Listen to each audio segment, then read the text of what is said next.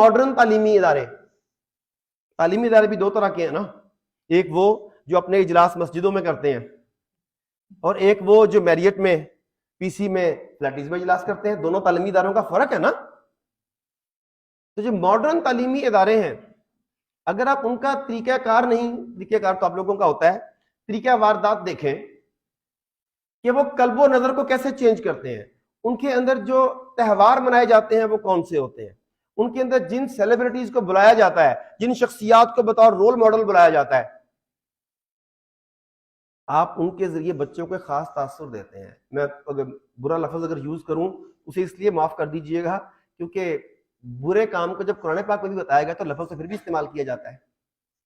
جب ہمارے تعلیمی اداروں میں صف اول کی طوائفوں کو، بھانڈوں کو، مراسیوں کو، گانے بجانے والوں کو بطور چیف گیسٹ بلایا جائے گا، ان کے فنکشنز کروائے جائیں گے، ان کے ہاتھ سے ہماری عفت ماں بیٹیوں کو، بہنوں کو پرائزز دلوائے جائیں گے، ان کے ہاتھ سے انہیں پھول پیش کروائے جائیں گے، انہیں پتہ لگے گا کہ اگر یہ ریسپیکٹ چاہیے، سوسائٹی میں یہ مقام چاہیے تو دراصل مجھے گانا بجانا کرنا پڑے گا. اسی وجہ سے ٹک ٹاک ان لڑکیوں سے بھری پڑی ہے. آپ نے ایک رول ماڈل سیٹ کر دیا کہ ہمارا رول ماڈل یہ ہے. پورے عالم اسلام کا مسئلہ اکتوبر سے، عالم اسلام کی بات کر رہا ہوں، میں عام بندے کی بات نہیں کر رہا جو اس کے دل میں اسلام ہے.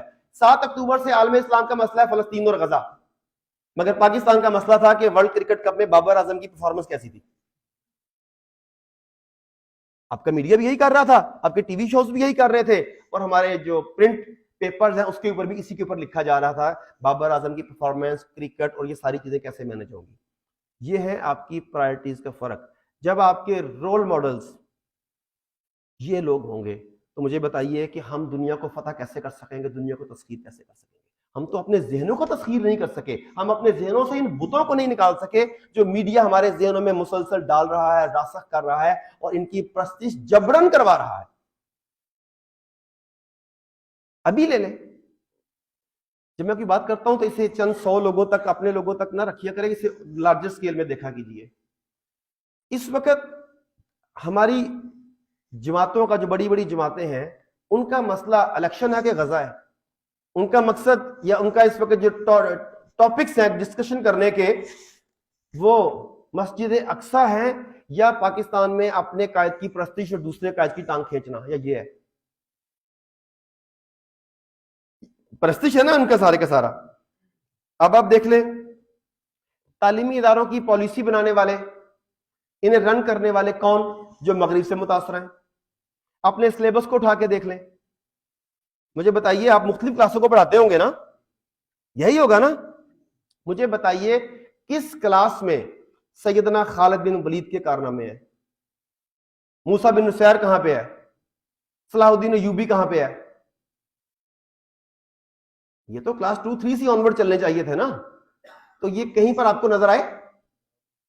جب آپ کے رول ماڈل نہیں بدل گئے، جن پر آپ کو فخر کرنا چاہیے تھا، آپ ان پر شرمندہ ہونے لگ گئے کہ نہیں اسلام تو امن کا مذہب ہے، تو پھر آپ کے ساتھ یہی کچھ ہونا ہے جو غلاموں کے ساتھ ہوتا ہے. یہ ہوا ہمارے تعلیمی اداروں میں ہمارے ساتھ. ہمیں مغرب کی ذہنی غلامی پر مجبور کر دیا گیا. انہوں نے جو تحقیق کے نام پر ریسرچ پیپر آپ کو تھمایا، آپ نے کہا کہ یہ حقیقت ثابتہ ہے، اسے چیلنج نہیں کیا جا سکتا. یو این نے کہا ہے، WHO نے کہا ہے، IMF نے یہ کہا ہے، ورلڈ بینک نے یہ کہا ہے. انتہائی ہائیلی کوالیفائڈ لوگ ان کی رپورٹ کو اتنا آتھینٹک سمجھتے ہیں جیسے وہ کسی پیغمبر نے کوئی صحیفہ انہیں پہنچایا ہو. ایسا ہو رہا ہے کہ نہیں ہو رہا ہمارے ساتھ؟ یہ میڈیا کا کام ہے آپ کا، اس کا سوری تعلیمی اداروں کا.